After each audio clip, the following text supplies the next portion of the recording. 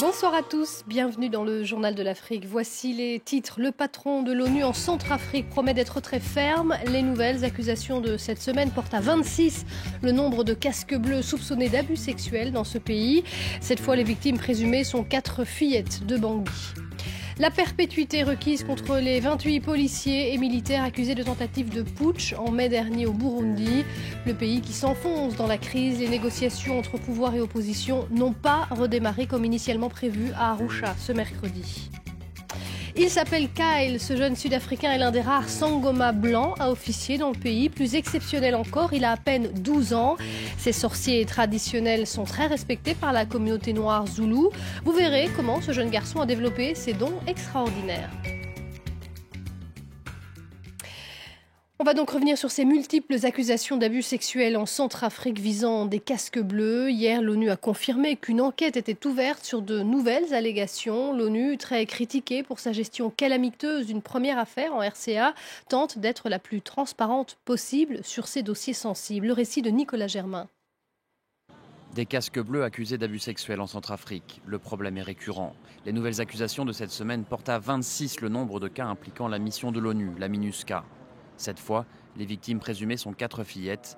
Le chef de la MINUSCA a promis d'être ferme. Nous allons prendre des mesures extrêmement agressives.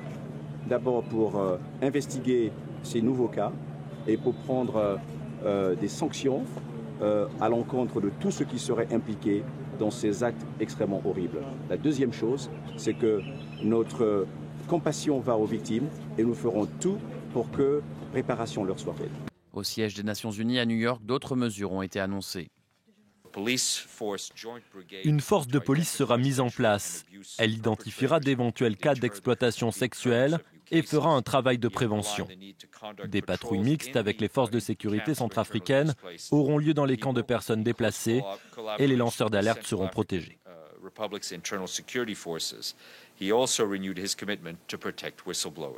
L'ONU a été très critiquée pour sa gestion récente des accusations de viol d'enfants par des soldats français et africains en Centrafrique. Le mois dernier, un groupe d'experts indépendants avait dénoncé un échec flagrant de l'institution.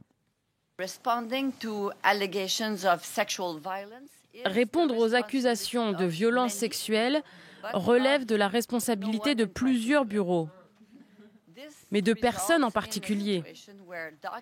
Résultat, ces documents passent de boîte mail en boîte mail et chacun pense que quelqu'un d'autre s'en occupera. La justice française a, elle, entendu début décembre 4 militaires français. Ils étaient soupçonnés d'avoir violé des enfants en 2013 et 2014.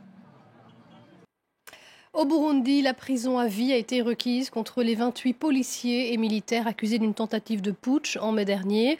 Plusieurs d'entre eux avaient plaidé coupables, affirmant avoir agi pour le bien du pays.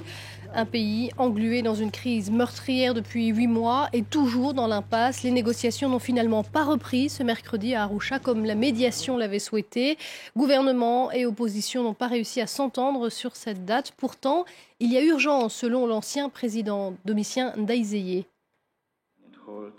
Ce qui se passe dans le pays au vu des morts que nous enterrons tous les jours à la suite de la crise ou de la criminalité ou des assassinats que nous observons dans le pays. Et pour nous, il serait temps qu'on se mette sur la table, ne fût-ce que pour arrêter cette hémorragie.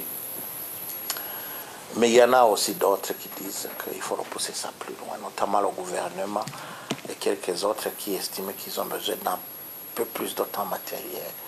Cela n'est pas le grand problème. Le grand problème, c'est qu'on fixe une date convenue et que tout le monde vienne.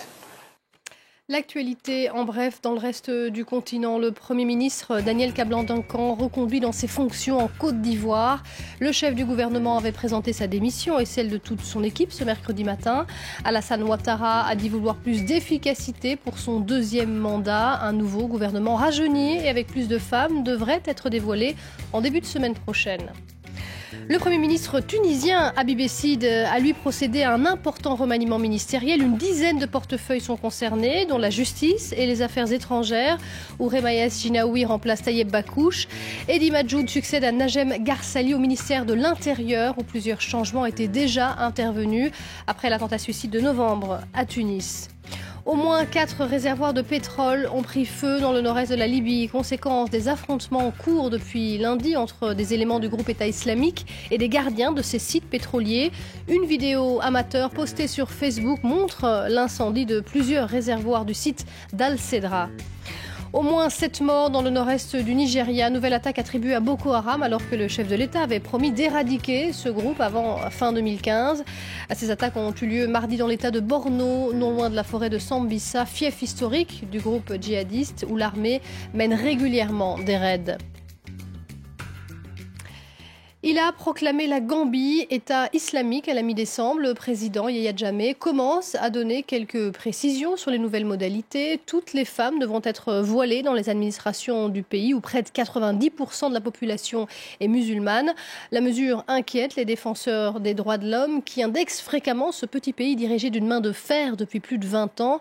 Écoutez l'analyse de Marata Golomer, interrogée par Sarah Sacco. Nous sommes inquiets des conséquences que cette mesure aura sur les droits humains. Les conventions internationales, nous le savons, autorisent les États à poser des limites aux uniformes et aux codes vestimentaires des fonctionnaires quand cela est nécessaire, de même que certaines limites dans la liberté d'expression. Mais notre inquiétude, c'est que dans ce cas, la mesure ne respecte pas le principe de non-discrimination. C'est une consigne qui ne s'applique qu'aux femmes et limite la liberté d'expression, la liberté d'exprimer sa propre identité. Cela inclut la liberté de croyance et de comportement. Les gens d'autres confessions ne pourront plus exprimer leur propre identité. Mais qu'est-ce qui explique que Yahya Jammeh ait décrété en décembre que la Gambie était désormais un État islamique ? En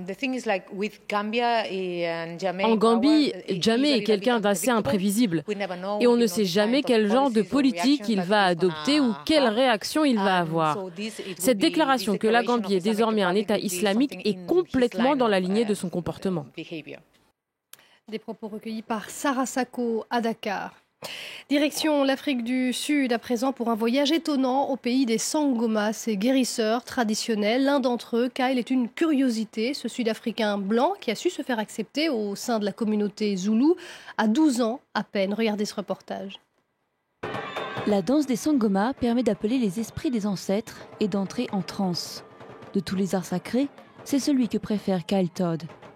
Il y a un an, ce garçon de 12 ans est devenu Sangoma, un terme zoulou qui signifie guérisseur traditionnel. J'adore la danse parce que ça facilite le contact avec les ancêtres. Quand vous pensez au mouvement, ils comprennent très vite. L'immense majorité des guérisseurs traditionnels sont noirs. Mais les parents de Kyle sont amis avec Soli, un Sangoma, qui a découvert le don de leur fils et l'a formé. Depuis, le jeune garçon rencontre beaucoup de succès au sein de la communauté noire, mais sa vocation n'a pas été aussi bien acceptée par son entourage blanc. La plupart de mes amis se sont retournés contre moi. Ce ne sont plus des amis.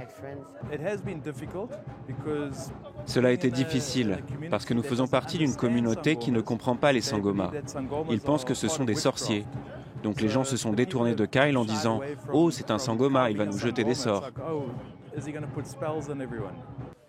Les guérisseurs traditionnels pratiquent la divination. D'après Soli, Kyle a su d'instinct interpréter correctement les osselets et les coquillages. Il te manque de l'argent. Et il assure que le jeune garçon a prédit plusieurs événements avant sa formation, dont la mort de Nelson Mandela. Le fait qu'il soit appelé à un si jeune âge, ça a ouvert les yeux à tout le monde. Ça a montré que c'est bien réel, ça arrive. Personne ne l'a hypnotisé, personne ne lui a dit quoi faire. Ça lui est venu tout seul. C'est le plus jeune blanc à devenir un guérisseur traditionnel. Il a prédit beaucoup de choses. Pour les patients, sa couleur de peau et son jeune âge ne sont pas des obstacles, au contraire. Les docteurs âgés ne disent pas tout. Ils ont peur de vous dire toute la vérité. Alors que les jeunes ne savent pas ce qu'ils doivent partager ou pas. Ils vous disent tout ce qu'ils voient. Mais quels que soient ses pouvoirs, Kyle reste un jeune garçon comme tant d'autres, adepte des jeux vidéo et du football. Et plus tard, il espère combiner l'apprentissage des herbes médicinales avec des études scientifiques. Le sorcier adepte de football et le footballeur gabonais Pierre-Emerick Aubameyang, lui, s'est envolé vers Abuja. C'est là que doit être remis ce jeudi le titre de joueur africain de l'année 2015. L'attaquant international du Borussia Dortmund est le grand favori. Il est en lice, je vous le rappelle, face à Yaya Touré, l'Ivoirien de Manchester City, quadruple tenant du titre. Et face au Ghanéen André Ayou, milieu de terrain de Swansea. Verdict donc ce jeudi, dans quelques heures. Et c'est la fin de ce journal de l'Afrique. Restez avec nous, l'info continue tout de suite sur France 24.